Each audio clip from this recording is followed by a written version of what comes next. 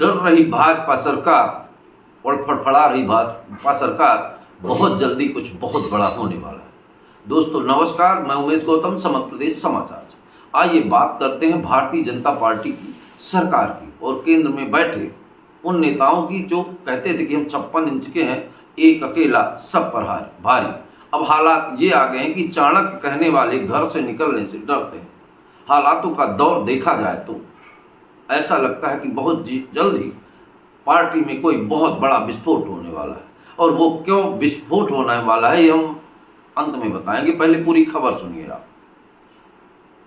वर्तमान समय में जो शक्ति थी सरकार की, वो शक्ति ध्वस्त हो चुकी है। उसके पास ऐसा कोई पावर नहीं है कि जिसके दम पर वो कोई काम कर सके, क्योंकि सरकार में जो बैठे लोग हैं, अब तो खबर यहां तक आ रही है कि जो पुलिस के दम पर लठ चलवाती थी, पुलिस भी अब धीरे धीरे अपना हाथ खींचने लगी। ऐसा लगता है लाइन ऑर्डर कौन फॉलो करेगा, क्योंकि वर्तमान सरकार का केवल एक ही मकसद था, लठ चलाओ, लठ चलाओ। किसान आंदोलन हो, बैरिकेड लगाओ, लठ चलाओ। छात्रों का आंदोलन हो, बैरिकेड्स लगाओ, लठ चलाओ। सरकार संवाद से डरती रही और जो विपक्ष के नेता थे उन्हें डरा धमका कर अपने पास शामिल कर लेती थी। तो पहले ये बता दें कि आज एक 6 साल के बच्चे ने सरकार की कलाई खोल कर रख दी और सरकार को इस तरह से लताड़ा कि सरकार जवाब देने नहीं बनी। अब एक बात समझ लीजिए, जो प्रधानमंत्री 6 साल के बच्चे का जवाब नहीं दे सकता, क्या वास्तव में देश का प्रधानमंत्री है? क्या उन्हें स्वीकार किया जा सकता है? जो देश में चाणक्य बने घूमते थे, इन्होंने केवल पैसे के दम पर व्यापारी थे, खरीद फरोख्त की, राजनीतिक गलियारों की और देश की विकास की बात तो भूल ही जाइए। कपोल कल्पना के आधार पर पूरा सत्ता चली जाता और ढोल फटना ही था, पोल खुलनी थी। अब वो जो बच्चा है, बिहार में पीएससी का आंदोलन हुआ, कक्षा 6 में पढ़ता है आदित्य कुमार, कक्षा 1 में पढ़ता है, 6 साल का बच्चा है। और जिस तरह से बोलता है, वो कहता है कि मैं इसलिए आंदोलन में हूं ताकि मैं अब आगे जाऊं तो मुझे इस प्रताड़ना को ना सहना पड़े। एक 6 साल का अल्फा जीएन इस बात को समझता है, लेकिन 70 साल का प्रधानमंत्री इस बात को नहीं समझता। उसके अंदर केवल जाति और टुकड़ों में बांटने की बात, और सत्ता के सिंहासन पे बैठकर जिस तरह गरजता था, आजकल ऐसा लगता है कि घर से निकलते हैं तो बुर्का पहनकर निकलते हैं। जिस बुर्के से नफरत थी, उस बुर्के की छांव में, अगर छांव में नहीं है तो मंचों में निकलकर बात करें, संवाद करें। लोग आंदोलन कर रहे हैं, ये देश की बात, पूरा देश जल रहा है।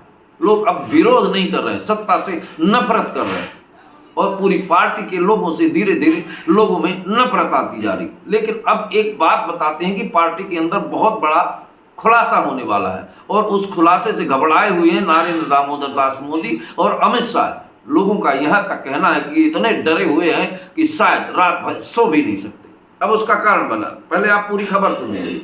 खबर यह है कि इनके पास केवल ताकत ईडी, सीडी, बीडी की थी, जिसके आधार पर विपक्ष के नेताओं और स्वयं के सत्ता दल के नेताओं को, जिसे इन्हें लताड़ना होता था, खुलेआम लताड़ देते थे और उसके ऊपर ईडी, सीडी का छापा डलवाने का डर दिखाकर अपने पक्ष में कर लेते थे।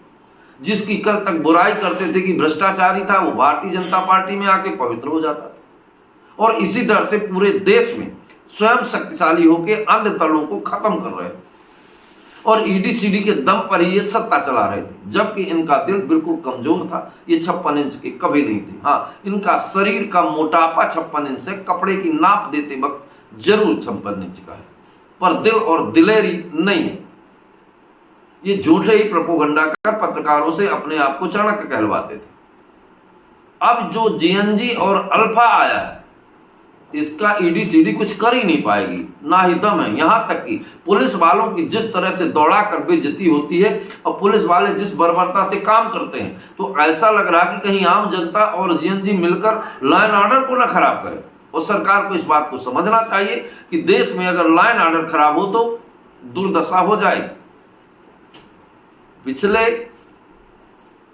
जो नेता पुलिस के दम पर स्वयं को सुरक्षित समझ रहे हैं, आज पुलिस ही खतरे में आ रही। आखिर कब तक छात्र और युवा लठ खाएंगे?